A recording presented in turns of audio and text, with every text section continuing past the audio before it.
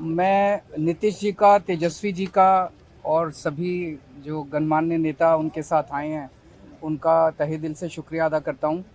जो supreme court का आदेश आया था, जिसमें सुप्रीम कोर्ट ने सारी पावर्स दिल्ली की चुनी हुई सरकार को दी थी, उसके बाद उसके 8वें दिन, सुप्रीम कोर्ट का आदेश आने के 8वें दिन, 8 दिन के अंदर उन्होंने अध्यादेश जारी करके सुप्रीम कोर्ट के ऑर्डर को पलट दिया।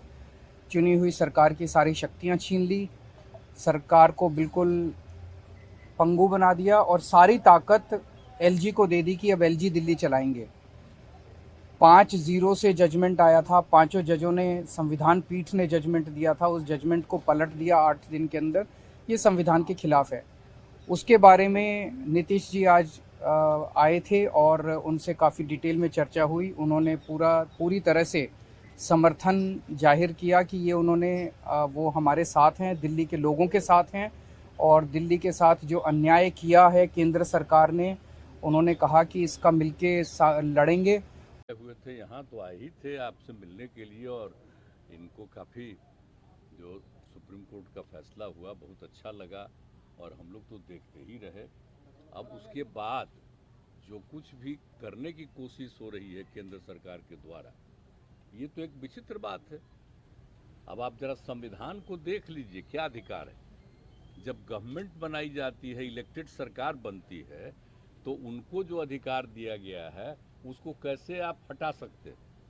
ऐसा तो कुछ नहीं है। लेकिन अब किस तरह से हो रहा है, इसलिए तो हम लोग कह रहे हैं कि सारे देश में सब लोग एकजुट हों, ताकि ये लोग संविधान का भी और किसी भी चीज़ का अपने ढंग से जो इधर से उधर कर रहे हैं, और किस तरह का माहौल बन रहा है।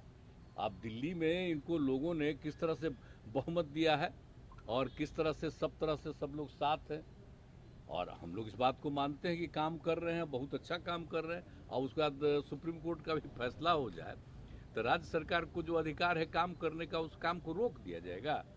ये सब तो बहुत ही आश्चर्य का विषय है।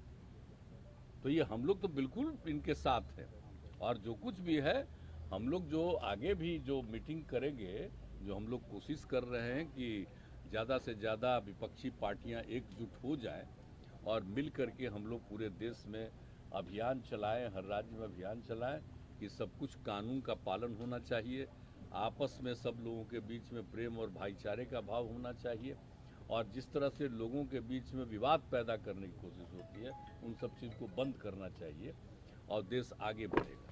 तो ये सब चीज़ जो हम लोगों के मन में बात है, तो सब लोग तो सहमत है ही।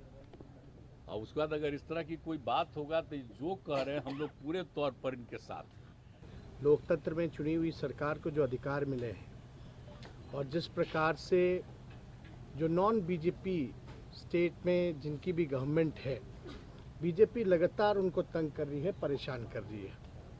तो जो परेशानी अरविंद केजरीवाल जी झेल रहे हैं, हम यहाँ पूरी तरीके से इनको समर्थन देने आए हैं।